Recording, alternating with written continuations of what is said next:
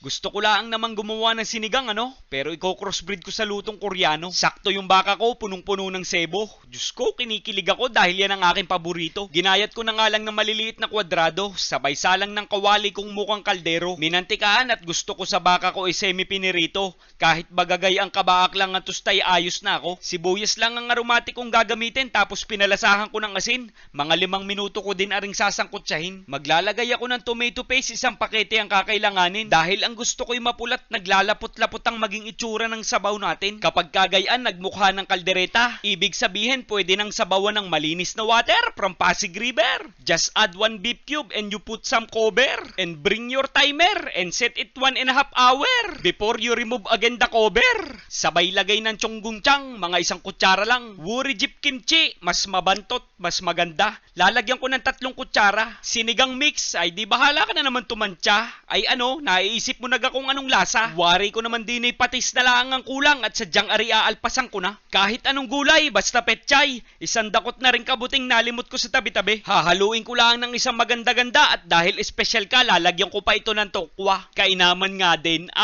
Ay kita mo ga. Sadyang walastik na iwalan dyo pa. Igup abaw, indut maya. Ay inang!